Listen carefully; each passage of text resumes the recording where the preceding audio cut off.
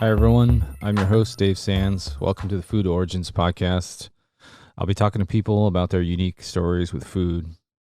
And as a quick reminder, the restaurants and gear talked about on each episode can be found on my website, foodoriginspodcast.com. I appreciate your support, and thanks for listening.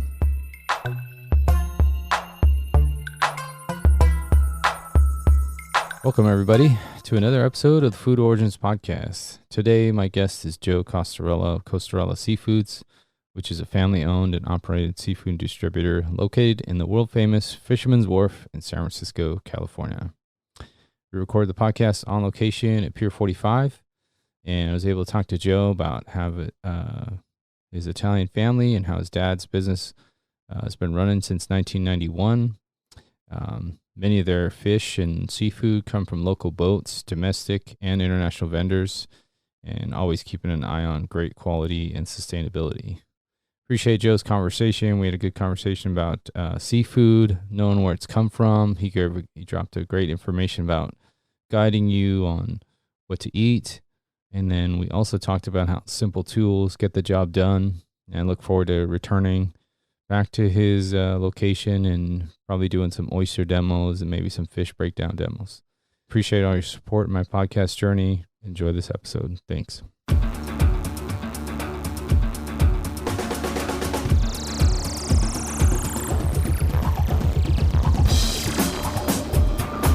All right, man, we're rolling. I like it. Thanks, man. Appreciate you being here. It's pretty cool how we connected. Thanks to West Coast Archery and Rudy. Introduced us. I'm here today with Joe Costarella from Costarella Seafoods, and we're on location, San Francisco, California, right here on the pier, right on the water, at the Fisherman's Wharf. Appreciate you, Joe. Thanks for coming in, and why don't you tell us a little bit about yourself, where you grew up, and all that good stuff. Okay. Well, my name's Joe Costarella. I'm a Sonoma County resident. Grew up in Petaluma, doing a lot of outdoor stuff. My family has heavy roots in San Francisco, so we'd come down to the city all the time, either fishing or to go see family or, just spending time with family in the city. Awesome. And we, obviously we're going to be talking about food. We'll be talking about your company, your dad's company, and how long it's been going and stuff. Let's get right into just get into your childhood. What'd you eat growing up, and what was that like? Growing up, I'm 100% Italian, so we ate a lot of Italian food. In the early years of the company, we ate a lot of fish and a lot of traditional, middle income type family dinners. My mom is a excellent chef. Learned a lot from her, and she learned a lot from my Nonna and other family members. So we had a lot of traditional food, a little bit of everything. Some stuff we stayed away from as kids, like what? Pig's knuckles, for instance. We'd go to Caesar's restaurant that is now closed down here in the city, but our cousin Mateo owned it, and we'd go there, and all the old timers would get pig's knuckles and a bunch of weird stuff that the kids would stay away from. But otherwise, a lot of traditional stuff. We called it tzatziki meat, which tzatziki is technically great aunt in Sicilian. Okay. But it's fried veal, and then pasta spataccetti, which is broccoli and pasta. And we ate a lot of that, and traditional stuff. A lot of salmon, a lot of rock cod. Okay. Is it those are the main? That's what I was going to ask you. What the main fish were: salmon and rock cod. Yeah, in the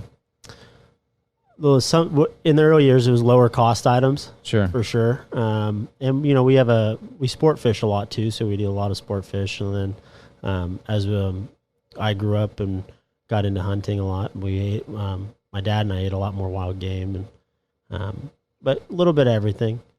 What kind of wild game were you growing up with? A lot of waterfowl hunting, and then when we got into deer hunting and doing sausage and that kind of stuff. Nice. Very nice. And Italian traditional, for a lot of people, there's so many regions in Italy. What to you is your region, and what's kind of some of the things that you were growing up with? Yeah, my dad is 100% Neapolitan, so he's from Naples, and my mom's 100% Sicilian. Okay. Given my dad's from the East Coast and everyone here was from Sicily, we ate a lot of Sicilian type stuff. Okay. At least I think that's what it is. And, yeah.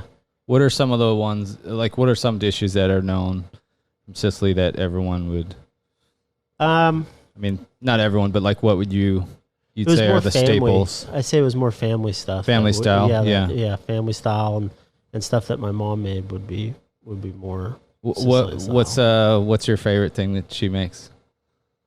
My favorite thing that she makes, I'm sure there's a lot. So I have an older brother and a younger sister, and being in the industry, we get to eat at a lot of nice places, and usually everyone goes out for their birthdays.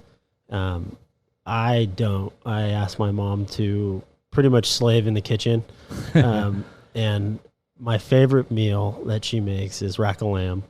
And then pasta sugo with, penne pasta. It's just a simple red sauce with whatever leftover meats you have. Mm-hmm. And that and a Caesar salad. That sounds super good. Yeah. That sounds really good. Yeah. Is there anything you didn't like when you were growing up? Like anything besides the weird stuff, but is there something that was put on the table and you're like, it's not for me? I mean, you're exposed to a lot. Yeah, I mean... Growing up, there was, not really. I don't really like bone marrow. Mm-hmm. We had stuff like that occasionally, but most of it I ate. And my grandfather, my nanny, always had a saying, whoever eats the fastest gets the mostest. So, I mean, growing up with my older brother, my dad, and, my younger sister and my mom at the dinner table, gotta eat fast. Yeah, the boys slammed down their first helping pretty quickly. Sure. That makes sense. And then getting into adulthood and stuff, is there stuff that anything changed with your palate? You're like, oh, I didn't know that even existed, or there's new stuff that you started trying, and you were exposed to quite a bit. Mm-hmm. I think I was talking to our last guy that we were talking about, Andy, and he grew up in West Marin and hunting and everything. You guys are exposed to quite a bit of fish and game. Mm-hmm. Is there anything that, that changed in your palate? You're like, oh, I didn't like that at all. Like, you didn't eat mushrooms or something, and now you do. Is there something that changed with your palate? I've grown to like avocados a lot more, but nothing that really changed too much. Yeah. I mean, of course, I didn't really like Brussels sprouts or anything like when I was younger, but yeah, you have to eat vegetables. Yeah. In my opinion, unfortunately. Yeah. They are good for you. Yeah. For some. Yeah. Yeah. I mean, there's a lot of ways to make Brussels sprouts now that we know. You throw some bacon in there. Bacon, roast Parmesan them. cheese is roast them up. Yeah. And they come out pretty good. I mean, we can get into. I always like to ask everyone, and I'm sure you've got a serious amount of restaurants that you've been to. Do you have like a best and worst? I usually go the worst too, because we want to hear about those bad experiences. What's your favorite restaurant of all time? You got a best restaurant? What do you think? Favorite restaurant of all time? I like to follow chefs. I wouldn't normally necessarily you can go chef, places. Because sometimes they move around. They move around a little bit. Yeah. I don't know if I could put my hand or my finger on one in particularly. I really like the Sea Ranch, up at Sea Ranch. Mm-hmm. Syrah in Santa Rosa was really good. He was an account for a long time. John Ash in Santa Rosa is probably one of my favorites. If I'm looking for Italian food, Riviera in Santa Rosa, Cucina Paradiso in Santa Rosa. Those are probably my tops. You don't have to call them out, but did you have any bad experiences with any? I'm thinking. Yeah. I mean, I like to highlight that because, I mean, it's easy to say, oh, I had a, 9-course meal at this one place and it was great. Or I had I found a good hole-in-the-wall spot and it was awesome. But, we need to hear sometimes there's some bad stuff out there and, your restaurant industry, needs to know. I can only think of 2 bad experiences that were honestly bad. And they weren't even in California. One of them was in Hawaii at a really nice restaurant, and the waiter spilled a pitcher of water all over the women that were at the table. Oh boy. And then they laughed about it in front of everybody. And it was, there's our family and another family. And it was a nice place. It, would have been $1,000 plus dinner. Terrible. Yeah. And then, recently we were in Costa Rica on vacation, and we, my wife and I and another couple, it was another, our one blow it all out expensive dinner. Yeah. And the steaks were absolutely horrible, and the food wasn't that good.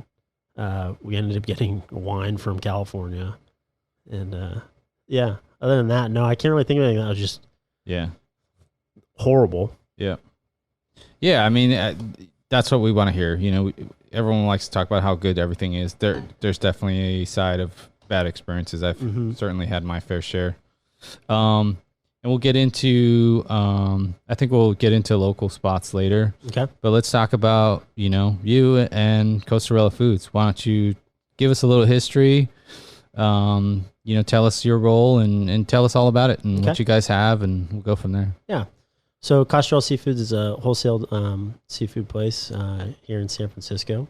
We service most of the Bay Area, pretty much Fort Bragg to Monterey. We're heavily focused in the North Bay. My father and my mom opened the company in 1991. In the beginning, it was just my mom and my dad and my grandfather, who was a commercial fisherman here in San Francisco. And there was a lot of years where it was pretty much the 3 of them. My dad would get to work at midnight, 12:30, cut fish for the morning, go make deliveries, come back, do all the invoicing. And he was a one-man show for a long time. Actually, I wouldn't say a long time, but, starting his own business. He grew up on the East Coast, fishing and being outdoors. And when he came out to the West Coast, he immediately got a job on a boat, being a deckhand on a party boat. And then eventually got his 100-ton license, became a commercial fisherman, ran party boats, and then met my mom and started having to have a beach job. So he sold fish at various different fish houses here in the city, and then opened up his own thing. And we've been going strong now for a long time. We focus more on California products, sustainably harvested, but we will bring in products from all over the world.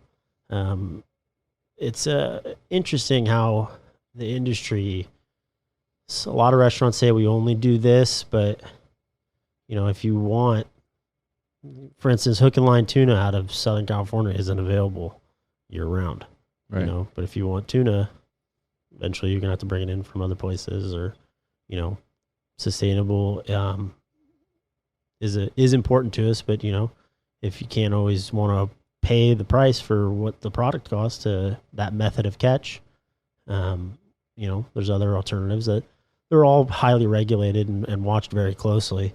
It's just a lot of them haven't received that stamp yet that calls it sustainable. Mm-hmm. And what makes it sustainable?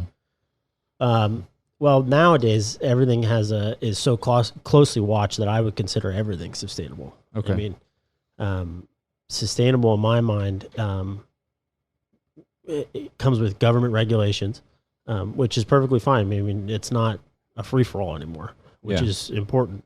We need this industry to last. Everyone wants to eat seafood. It is the last wild protein that is available in the United States.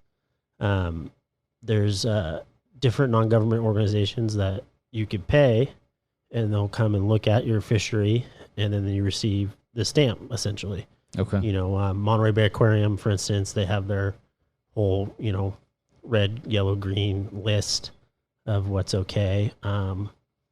The BAP, which is a Best Aqua Practice Award, is another one that, you have to pay for it. Yeah. And it gets the stamp, but realistically, if the fishery doesn't have the money to get the stamp, well, they don't get the stamp. But is it kind of like having a USDA like organic exactly stamp of approval? Yeah, it's very similar. You know, the farmer could be already organic, but if he doesn't pay for it. And basically, you're trying to say that like most of it is, you know, it's the fish were caught with regulation. Mm-hmm. They weren't overfished. Correct. You were catching the correct sizes, mm-hmm. weight, length, all that good stuff. Whether it's crab, groundfish, tuna, salmon. Yeah, exactly. And then as far as location too, right? Mm-hmm. And location is a big one. Sometimes, you know, we flirt out of California. You know, you got to also ask what's the definition of local. We call the definition of local California. Yeah. You know, I mean, that's pretty much it. You know, if you want to really differentiate, you know, Santa Cruz to Bodega, well, I mean, that's technically a few miles, but that's still local. Yeah. Compared to shipping it from Asia or Europe or something. Yeah. Exactly. And, you know, it's important when people get into, you know, just foodies in general, they should know or learn about what they're trying to eat or what they want to eat before they say, I have to do only this, or before I want to only do this. Right. Right. You know, people say, well, I only want to eat, you know, I want to eat local only or organic only or something like that.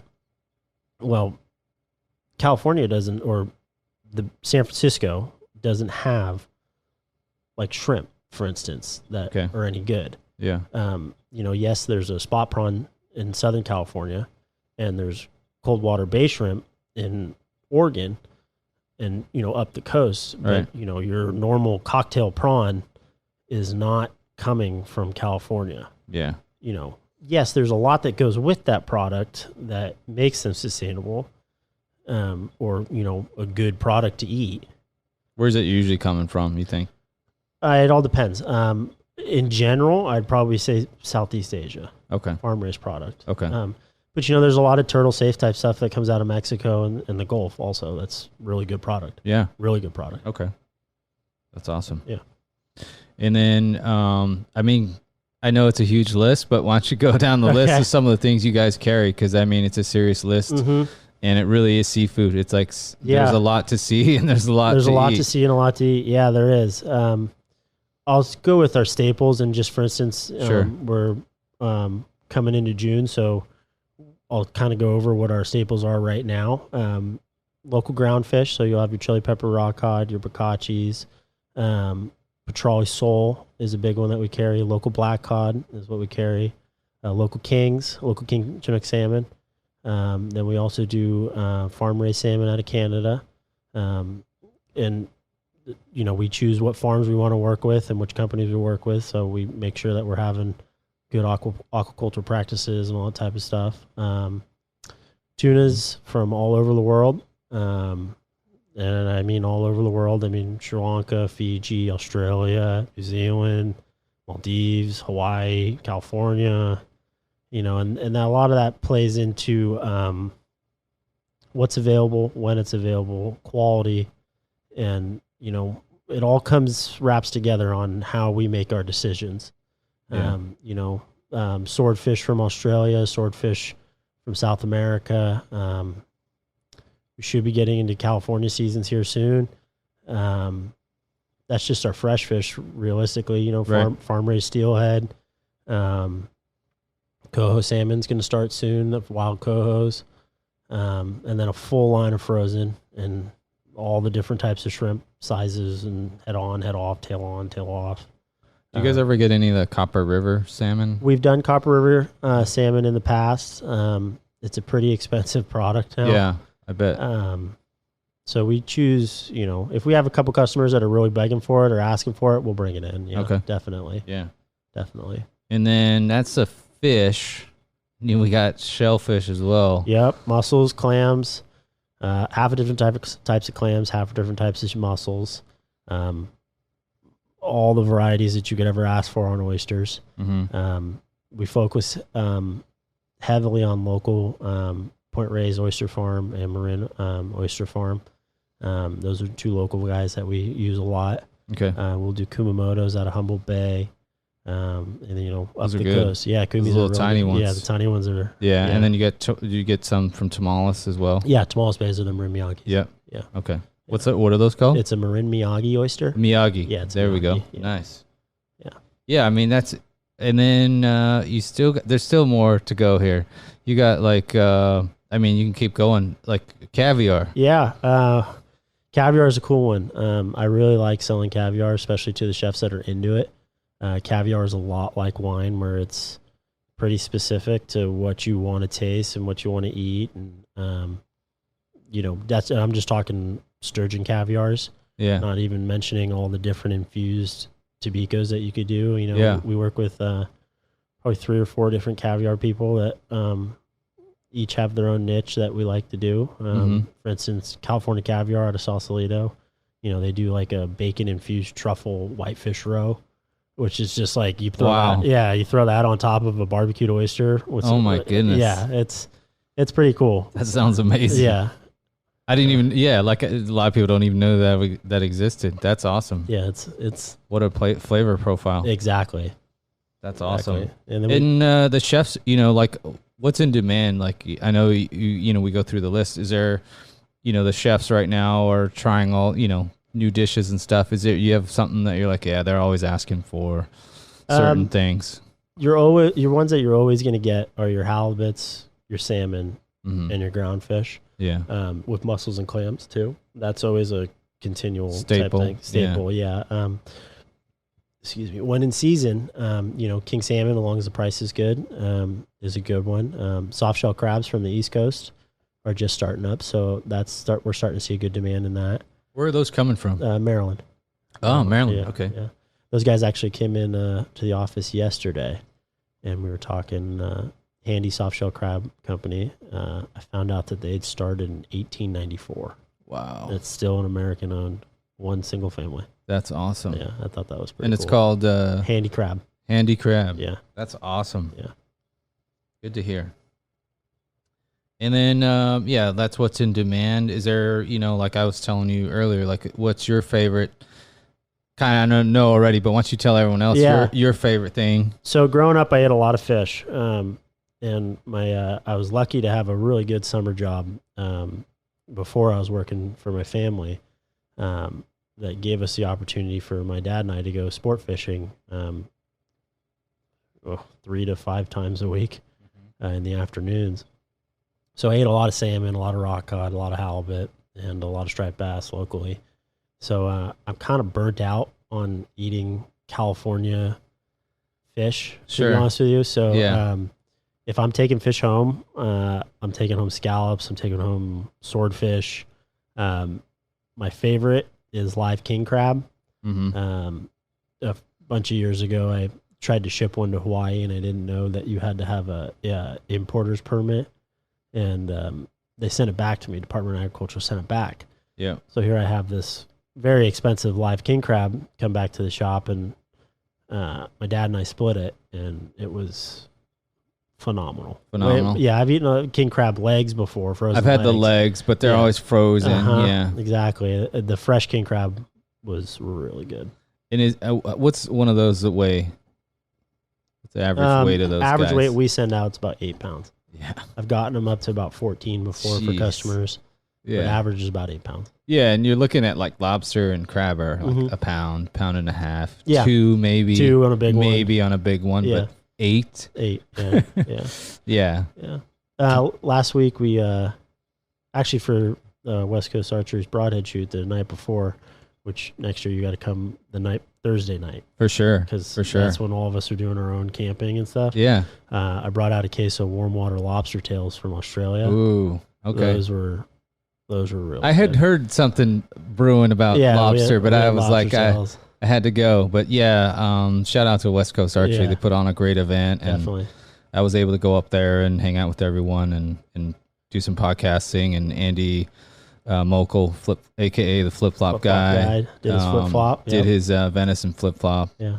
And, he does it right. But does. I got to have Joe's lobster tails lobsters or seafood that he busts out. So, that's awesome. Do you have any fishing stories for us? Do you got anything? I was, I kind of I kind of ask you a few things, but like any, like, we took the older style boat out. Like I was looking up that there's like, back in the day on the wharf, like these old style one sail Fellucca sailboats were used. That's what was used predominantly originally. Yeah. You got any fishing stories? Yeah. My grandfather originally was on a Fellucca, double ender essentially. Two pointy ends. Okay. And then he, as times got better and, literally technology got better. Sure. He was a commercial drag fisherman for a long time. For me personally,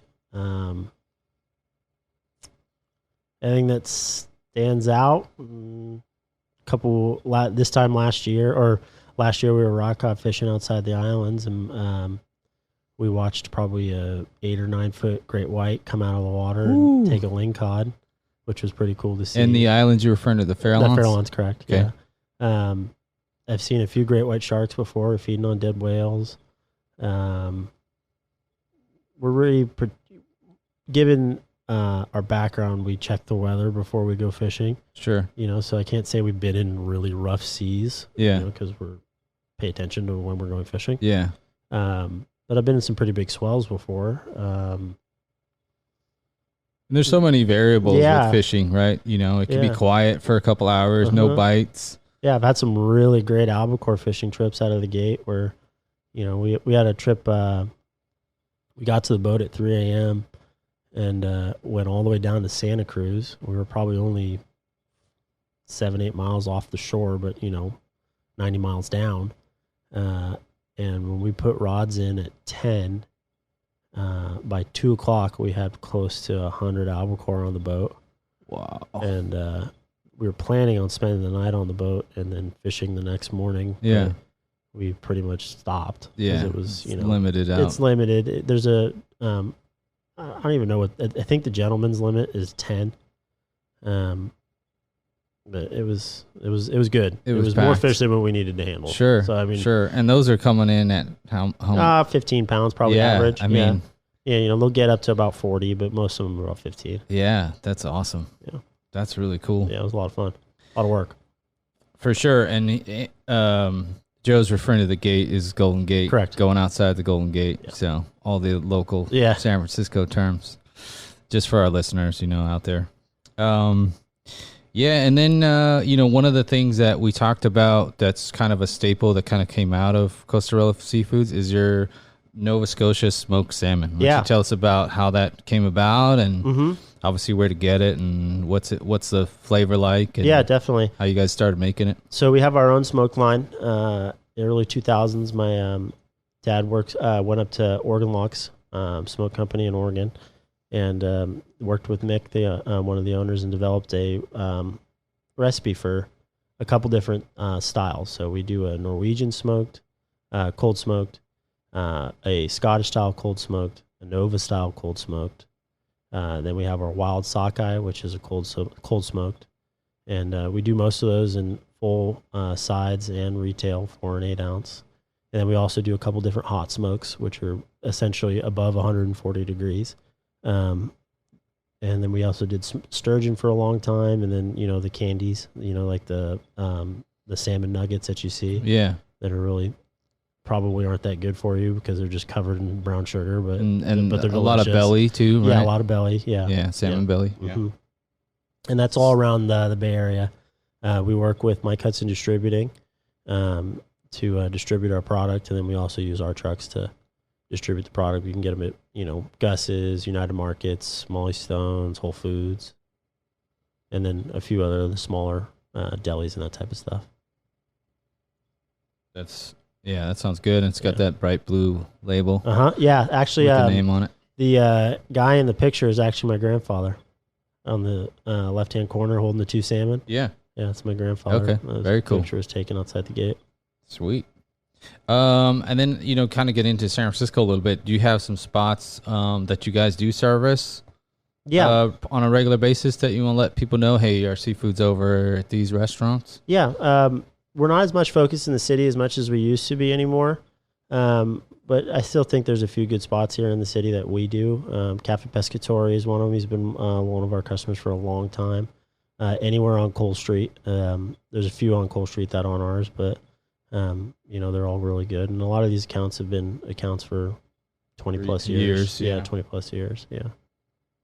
Yeah, we've done Neiman Marcus in the past. That was always a good account to go eat at, and a couple other ones.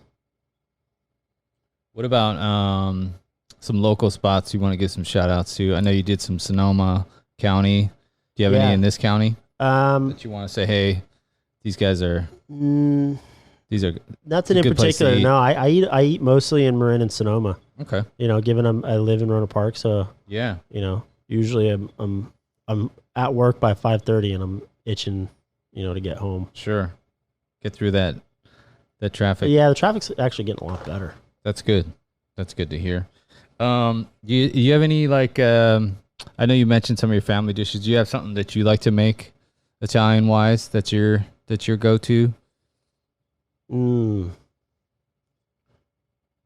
that's mine in particular. I might throw variations on stuff that my mom made. Yeah. Like what?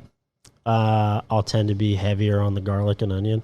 Mm-hmm. Especially when I'm making, Sunday sauce. Okay. The tomato sauce? Yeah. Nice. I'll go heavier on garlic and onion. Do you do like just a basic like tomato basil marinara? Yeah, essentially. And then I like to take whatever wild game I have and put it in also. Yeah. Yeah. That's what kind of what do you we're going to what do you like? Yeah. Yeah. If I'm cooking myself, I eat a lot of red meat. That's usually my big one. If I'm cooking, we can't have it anymore, but fried abalone, because sports season's done. Sure. Or no longer legal to go. But fried abalone was a big one. Especially growing up, we ate a lot of that. All different types of pastas, strip pastas I like making. I'm heavy on garlic, heavy on onions, heavy on cream, all that type of stuff. It's good stuff. Yeah, all the stuff that's, super good for you. Good stuff. Any, did you pick up anything during the pandemic, cooking at home and stuff? Was there anything that you're like 20, I never made before? Like 20 pounds. Yeah, I think a few of us did that too.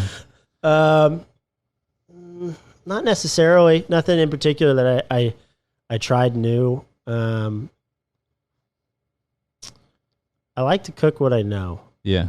And I'll venture out here and there, but it's a variation of what I've already done. Yeah, because you want it to come out a certain way. I want it to come out. It's okay to try. Yeah, explore. I think my older brother is a chef and toured the South and barbecued and that type of stuff. So he can make something up or read a recipe and that he's never cooked before. Yeah.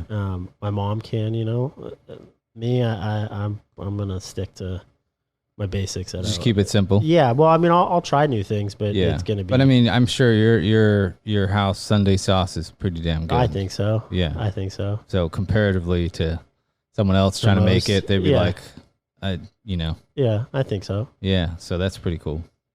I think that's a lot of stuff. Anything you want to share to tell us about Costarella Seafoods that we might not know or? Yeah, we're family ran and operated. My mom does accounts receivables. My dad still is involved in the business. He handles a few of his really good accounts, and we've been in business for a long time. And my family's had a long presence here in the city and on the wharf, and so we work with each other and other competitors also. It's a lot of these guys. Literally as we're here in the office, my neighbors to the left and right I've known my entire life. Yeah. There's probably pictures of me messing around on the wharf young. Little. So a lot of history. Yeah, a lot of history here on the wharf, especially, Italian history, Italian heritage. Yeah. And then, friends and family. Yeah, so, it's steeped pretty deep because you got North Beach here. And, yeah.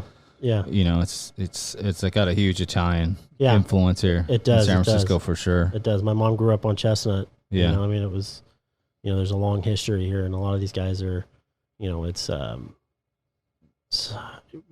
somehow we're related to most of them. Yeah. Somewhere, like for instance, when we were in, we called it our root store. We went and did a week in Italy and a week in Sicily a few years ago, and we ended up seeing people in Sicily that would babysit my mom when she was a little kid. Oh wow! So I mean, it was cool. That's cool. And then business wise, we're open 6 days a week, going strong, family ran.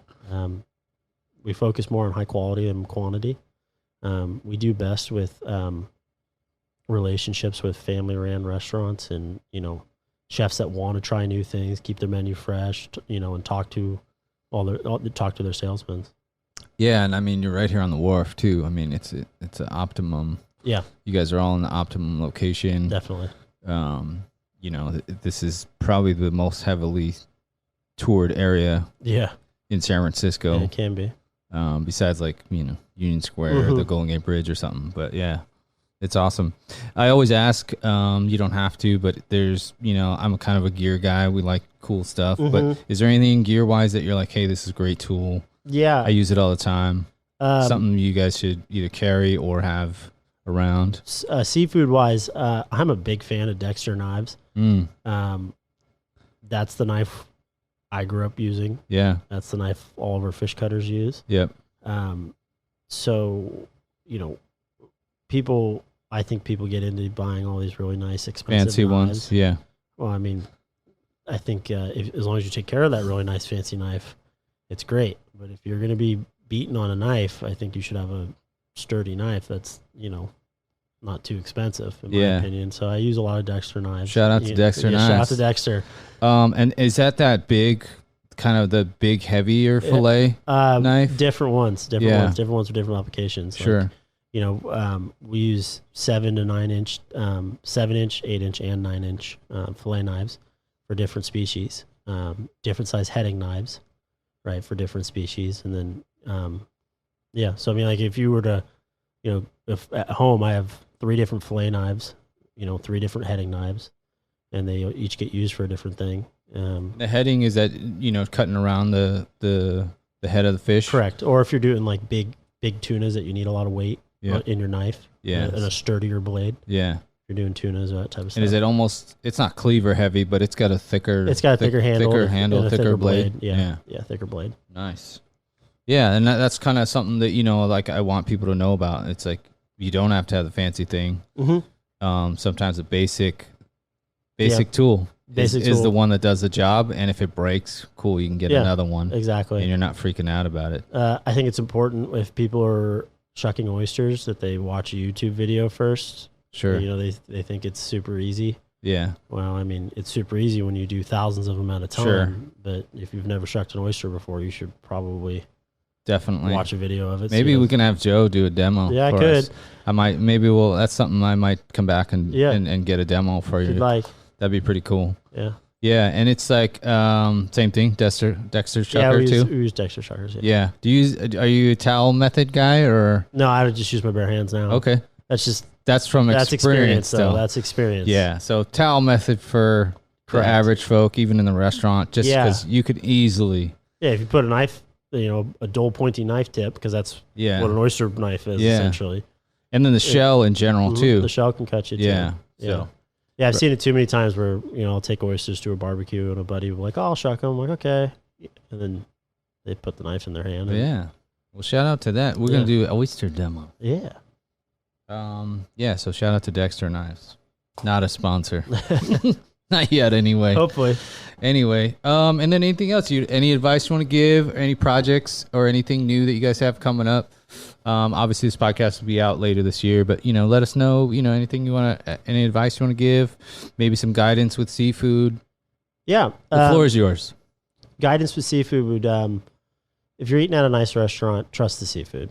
I think you read a lot online, or you hear a lot of stuff in the news about people mislabeling and that kind of stuff. Nice restaurants in California won't do that. Generally speaking, I think, and if you know your food, if you're getting Petroli sole. If the menu reads Petroli sole, you're getting a Petroli sole, When it comes to home chefs, I think that people should buy their fish from reputable fish places. Unfortunately, we are not retail. That's just in our contract with the port, and that's everybody here on the pier. So technically, if you see someone doing retail, they're not supposed to be. Copy. But, there's still plenty of really good places to buy really good, high-quality fish. Learn your products and know where they come from. For instance, scallops, for instance, come from the East Coast. You should learn the difference between wet and dry industry terms. So, wet means that they're chemically dipped. If they're dry, that means that they're not chemically dipped to a certain percent. And for instance, scallops, again, if they gas a little bit, if they smell, that does not necessarily mean that the scallop is bad. Shellfish, eat it quick, just because shellfish does tend to die quickly. Yeah. Frozen's okay on some items. Frozen crab's still good if you're putting it in a cioppino. Yeah. Frozen squid's great. Actually, a lot of people don't really think about it, but most of the squid, most of the calamari that restaurants get isn't even domestic.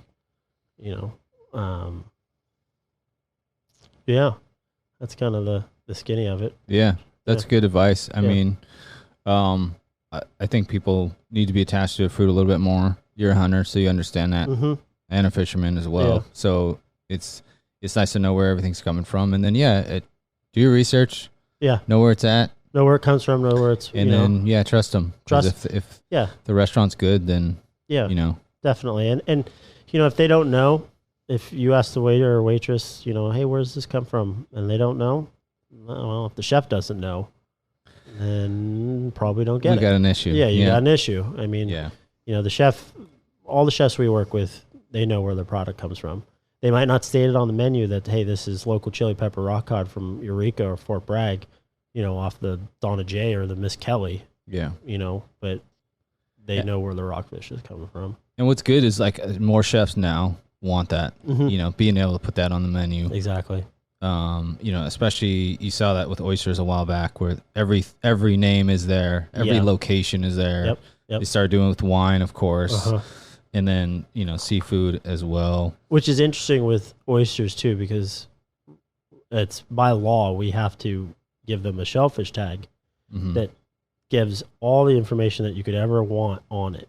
Yeah. Name of the oyster, where it was from, when it was harvested, where it was harvested, where it was stored, when it was shipped, when did we ship it, which is good, to keep people safe from, different shellfish poisonings and stuff. Sure. And that's all tracked by the states. But the chef could put that on their menu too, we have a Fanny Bay oyster harvested out of BC on this date. Yeah. And, anybody that's doing shellfish is moving shellfish quick because you can't have that stuff sit in your cooler. Yeah. Yeah. No, it's awesome information. Appreciate you, Joe. Yeah, thanks man. For letting us hear about Costarella Foods. We're on location, and give us a shout if you guys ever want anything, or we can FedEx stuff if you need it. And we, like I said, open 6 days a week. Fort Bragg to Monterey. Restaurant owners, NorCal, get some seafood. Yeah, that's all we can say. Thanks. Appreciate it. We're out. Take care, guys. Thanks for listening. Bye.